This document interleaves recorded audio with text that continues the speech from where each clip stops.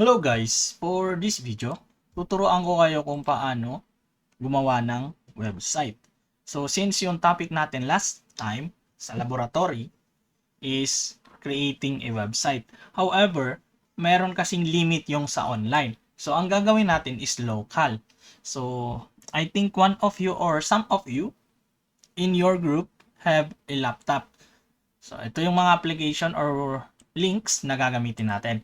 So, yung dalawa is in the middle of creating the website na. Oh, yung dalawa naman na nauna, si Apache, Friends, and WordPress is yung gagamitin natin for creating a website. So, doon tayo magda-download ng ating application to create the website. So, let's start. So, paano ba gawin yung website? So, unang-una, kailangan natin ng SAMP. So, pupunta tayo kay SAMP or etong link na to, apachefriends.org. Dito natin, tapos click natin si downloads. So, once na na-click na natin si download lang natin yung SAMP for Windows. Tapos, 8.1.10, 8.1.10. So, click lang natin yung download. Tapos, awesome, sabi niya. Your download will start automatically. Pag hindi pa, click here. Yan. So, since nag-click tayo doon, pag hindi pa siya nag-download, wait lang natin kasi naglo-load. Yan. So, dapat mag-download na siya kasi na-click here na siya. So, sorry, medyo mabagal ata internet ko. So, meron na ako niyan. Papakita ko na lang kung paano. Cancel ko na lang. Yan. So, meron na ako niyan. Once na na-download nyo na, yung downloads.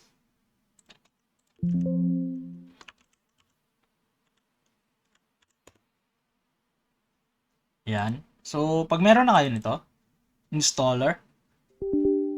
Yan. So, yes nyo lang. Tapos yan, lalabas na si Bitnami. So, click nyo lang yung okay. Click next. Click nyo lang yung next. Yan yung folders. AmpC. C, tandaan nyo yan. Gagamitin natin yan. Tapos, next nyo lang. Kasi meron na ako niyan, ayaw ko mag-overlap. Okay? So, I will abort the operation. So, once na na-install nyo na si SAMP, next na gagawin natin is install natin si WordPress. So, punta ulit tayo dito. Ayan. Click lang natin to. Click natin to si download WordPress.6.1. Yan. So, eto. Meron na rin ako niyan. Para hindi kayo mahirapan, ipoprovide ko na lang yung mga application na gagamitin natin. Lagay ko na lang sa Google Drive. So, if ever na hindi gumana sa inyo, yung Google Drive or hindi nyo may download, so, yun yung pupuntahan natin. So, meron na ako nun. Anong next? Meron na ako nitong dalawa or meron na-download nyo na yung dalawa. Anong next na gagawin natin? So, next is, open natin si SAMP Control Panel. Siyempre, naka-stop dapat yan. Sorry, hindi pala naka-stop sa akin. So, ganito yung magpapakita. So, kailangan natin i-start si Apache. Si Apache or Apache, kung paano yun siya i-pronounce. Pero sa akin is Apache. Tapos si MySQL. After nyan, click natin tong si admin. Yan. So, once na na-click natin si admin, gagawa tayo ng database.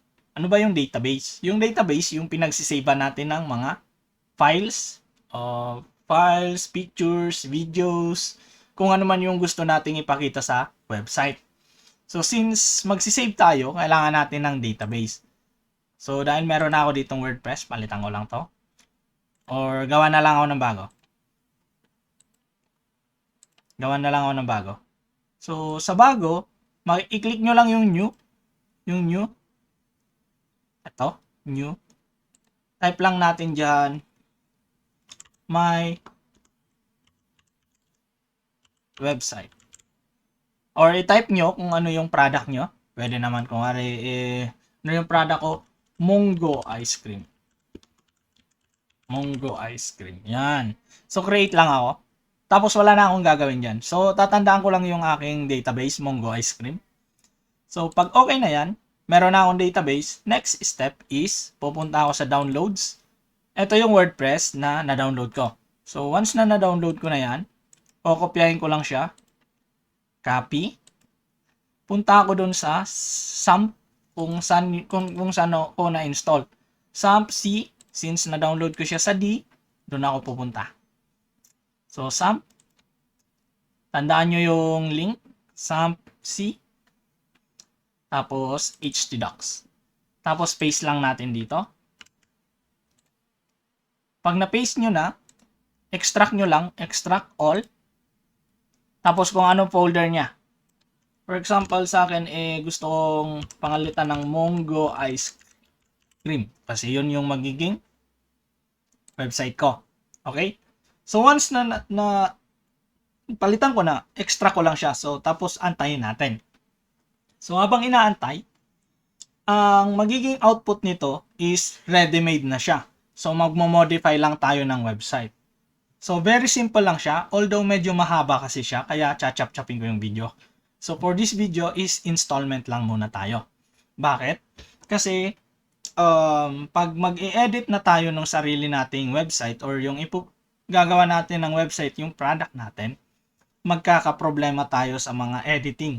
Bakit? Kasi medyo makain siya ng oras. Alam ko naman sa tao ngayon, or yung mga tao, or sa inyo, na estudyante, masyadong mapili sa design. So, mag-usap-usap kayo kung paano nyo i-design. So, wait lang natin to. So, ayan. So, okay na siya. So, since WordPress pa rin yung nakalagay, control, piliin nyo lang. Or control A para ma-select all. Tapos, cut nyo. Ilabas nyo lang siya para i-paste nyo dito sa labas. Bakit ginawa ko yon? Para hindi na mag-double folder. So, alisin ko na si WordPress kasi wala na siyang laman. So, ngayon, meron na akong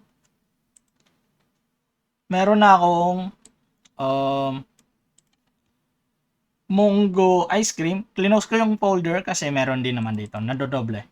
So, sa Mongo Ice Cream, meron na ako ditong mga files na na-extra ko kanina. So, paano ko siya isi-set up? So, open tayo ulit open ko yung browser. Close ko na lang to. So, eto, wala na tayong gagawin dyan. Type lang natin localhost, gaya nito. Localhost, my PHP index. Pero sa atin, kahit ito lang, localhost, tapos kung ano yung pangalan ng folder natin. So, sa akin, ang pangalan ng folder ko is Mongo Ice Cream. So, since Mongo Ice Cream siya, type ko dyan, Mongo Ice Cream. So, bakit ako nagka-error? Mongo Ice Cream. Wait lang, wrong ata yung nilagay ko. Mongo show rename. Ayun, sorry, wrong spelling talaga. Naging double N, imbis na naging Mongo Ice Cream. So, wait natin siya. So, pag okay na, sa first pa lang, ito yung magpapakita. So, si WordPress. Welcome to WordPress. So, tuturuan ko kayo mag-setup ng database nung ginawa natin kanina. Tapos, yung username, password, and host para hindi kayo mahirapan.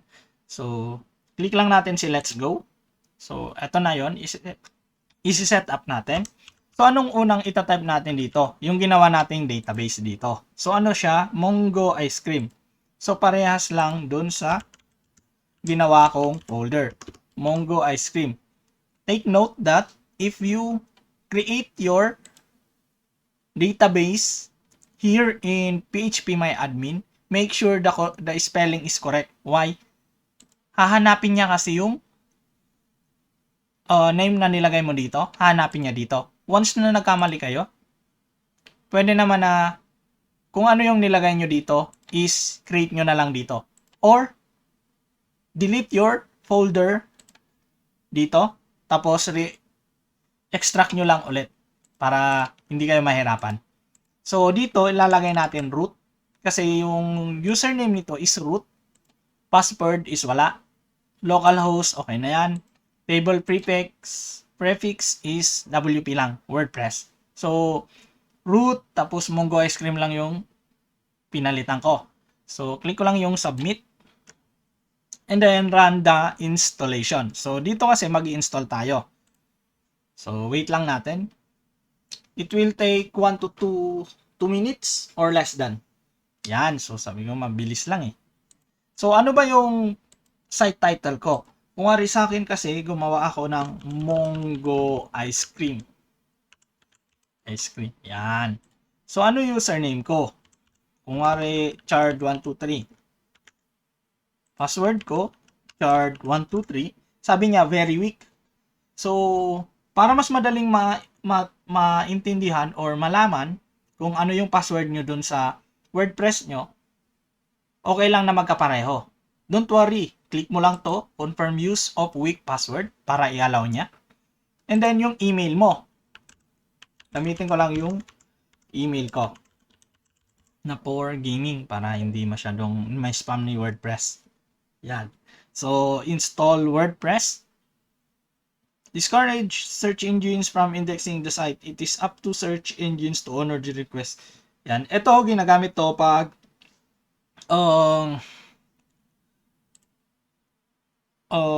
gusto nyo makita yung website nyo pag i-upload nyo na siya. Pero hindi natin i-upload kasi may bayad. So, kahit ano mo lang, kahit check or uncheck nyo, okay lang. So, wait lang natin. Dito medyo matatagalan tayo sa installing. So, once na nag-install yan, yan, okay na. So, once na na-install na yan, ang nangyayari kasi is nag-extract yung ibang files. So, click lang natin si login. After you click is type yung login, yung username and password natin. So, okay lang na i-remember me or hindi. So, okay lang na i-see, parehas. And, wait lang natin. Yan. Nasa WordPress na tayo. So, dito tayo magmo-modify ng ating website. So, for the installation and the setup of the application na gagamitin natin kay WordPress, ito lang muna. So, medyo mahaba kasi yung step by step natin dito. Kaya pasensya, medyo natagalan sa paggawa ng step by step. Kasi nagkakaroon ako ng error with WAMP. Ginagamit ko kasi siya sa isa kong klase. So, hindi ko ma-discover ano error. Kaya kailangan kong i-off si WAMP server ko. Not related to the topic, but that is the issue sa akin. So, dito, okay naman na. So, meron na akong localhost Mongo Ice Cream admin. So, pag nag-login kayo yung admin, kayo yung magsisetup ng sarili nyong website. So, sa output natin sa finals, kailangan nyo lang i-present sa akin yung final output ng website. Okay na sa akin yun.